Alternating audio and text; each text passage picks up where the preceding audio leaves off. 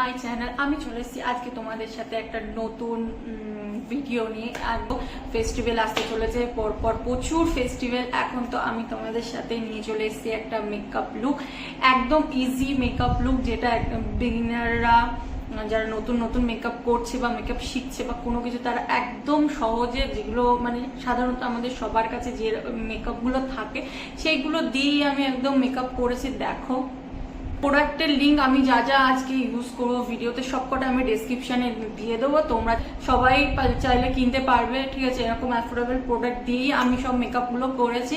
তো ভিডিওটা শেষ পর্যন্ত দেখো, আশা করি তোমাদের ভালো লাগবে। আর একদম ইজি একটা মেকআপ লুক আমি ক্রিয়েট করেছি, তোমরা সকলেই ক্রিয়েট করতে পারছি। মনে হচ্ছে না যে আমি খুব হার্শ মেকআপ করেছি বা প্রচন্ড বেশি মেকআপ, কিচ্ছু মনে হচ্ছে না।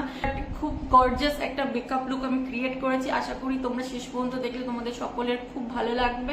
তো শেষ পর্যন্ত ভিডিওটা দেখো, আর অবশ্যই আমাকে জানিও কেমন লাগছে, আমাকে তোমাদের ভিডিওটা কেমন লাগলো, এরকম মেকআপ লুক তোমরা চাও কিনা আমি আরো এরকম তাহলে ভিডিও তোমাদের সাথে শেয়ার করব সুন্দর সুন্দর।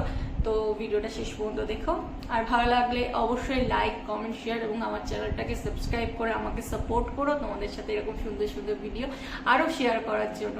চলো ভিডিওটা স্টার্ট করা যাক।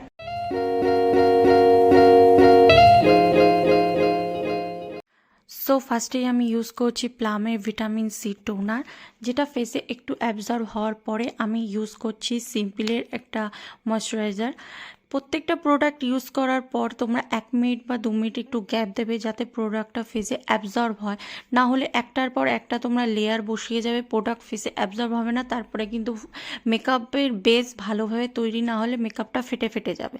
তো তারপরে আমি ইউজ করছি রেনি কসমেটিক্সের একটা প্রাইমার, যাদের ওপেন পোর্সের প্রবলেম আছে তাদের জন্য এই প্রাইমারটা জাস্ট দারুণ। কম প্রাইসের মধ্যে খুব খুব ভালো একটা প্রাইমার, তোমরা সকলে নিতে পারো, এটা ইউজ করে দেখতে পারো।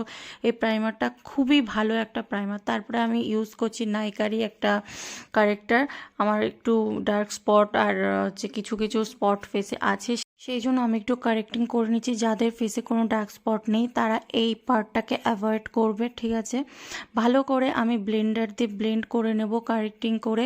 কিন্তু তাই বলে প্রচণ্ড বেশি প্রোডাক্ট দিয়ে দেবে না ফেসে, তাহলে কিন্তু ফেসে একদম পুরো অন্যরকম মনে হবে, খুব হেভি মেকআপ করে নিয়েছো এরকম কিছু। বেস যত হালকা করবে ততই মেকআপ ফুটে উঠবে।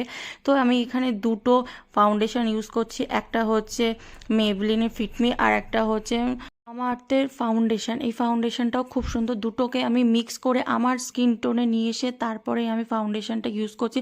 বাট এটা খুব হালকা পরিমাণে, একবারে অনেকটা ফাউন্ডেশন ঢেলে মুখে দিয়ে দেবে না, একটু একটু করে ফাউন্ডেশন দিয়ে দেখবে ফেসের কন্ডিশন কেমন, তাই সেই বুঝে ফাউন্ডেশনটা ভালো করে দেবে।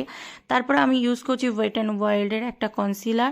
ঠিক আছে, যেখানে যেখানে তোমার ফেসে হাইলাইট এরিয়া থাকে, আন্ডার আই, নোজ, এই জায়গাগুলোকে ভালো করে হাইলাইট করতে হয়। তারপরে কপালের এখানটায় যেখানটায় তোমার বেশি হাইলাইট পয়েন্ট থাকে সেই জায়গাগুলোকে সুন্দর করে হাইলাইট করতে হয় এই কনসিলার দিয়ে। তারপরে ব্লেন্ডার দিয়ে ভালো করে ব্লেন্ড করে নেব। যত ভালো ব্লেন্ডিং হবে বেস আমাদের ততই ভালো হবে। নেক্সট আমি ইউজ করছি ফিটমিরি একটা লুজ পাউডার। লুজ পাউডার আমরা ইউজ করি যাতে বেসটাকে আমরা লক করি, তার জন্য। তারপরে আমরা চলে যাব আই মেকআপ। তো আমি আই মেকআপটা করছি মার্সের একটা আইশ্যাডো প্যালেট দিয়ে। এই প্যালেটটা জাস্ট দারুণ একটা প্যালেট, 500-এর মধ্যে দারুণ একটা প্যালেট, তোমরা যে কেউ এটা পারচেস করতে পারো। তো আমি ফার্স্টে একটা পিঙ্ক কালারের শেড নিয়ে নিচের দিকে ভালো করে ব্লেন্ড করে, দেখো নিচের দিকে সবসময় ডার্ক করবে আর ওপর পোর্শন যত যাবে ততই হালকা হতে থাকবে। ঠিক আছে, সেই জন্য আমি ফার্স্টে একটা ডার্ক পিঙ্ক শেড নিয়ে আমি নিচের দিকটা একটু ডার্ক করেছি, আর ওপর পোর্শন যেতে যেতে দেখো আমি ততটাই হালকা করেছি। যত তোমরা নিচের দিকে ডার্ক করবে ওপর দিকে ততটাই হালকা করবে, তাতে আই মেকআপটা সুন্দর করে ফুটে উঠবে। তারপরে আমি একটা গ্লিটার শেড, যেটা একটু হালকা হালকা গ্রে কালারের, সেটা আমি ইউজ করেছি। ঠিক আছে, দেখো আই মেকআপটা কত সুন্দর লাগছে। তারপর ফার্স্টে আমি এনওয়াইবের একটা লিকুইড ব্লাশ ইউজ করেছি, দেখো কি দারুণ একটা পিঙ্কিশ ব্লাশ, জাস্ট দারুণ। এটা এত ভালো ফেসে ব্লেন্ড হয়ে যায় একটুতেই ব্লেন্ড। তারপরে আমি সুগারের একটা পাউডার ব্লাশ ইউজ করেছি, যেটা লিঙ্ক আমি ডিসক্রিপশানে দিয়ে দেবো। প্রত্যেকটা প্রোডাক্টেরই লিঙ্ক আমি ডিসক্রিপশানে দিয়ে দেবো, ঠিক আছে। তারপরে আমি স্ক্যানারের একটা কাজল ইউজ করছি, যাতে আমার আইটা আরও বেশি সুন্দর লাগে এবং একটু বড় বড় লাগে। তারপরে আমি ইউজ করছি একটা মাস্কারা, এটা মেবলিনের, যেটা খুবই সুন্দর একটা মাস্কারা, সবাই জানো এত ভালো ভলিউম দেয় মাস্কারা, যে কোনো ফলস আইল্যাশের প্রয়োজনই হয় না। তারপরে আমি ইউজ করছি একটা হাইলাইটার, যেটা মেবলিনেরই একটা হাইলাইটার। দেন আমি মেকআপটাকে লক করার জন্য এনওয়াইয়ের এক সেটিং স্প্রে ইউজ করেছি।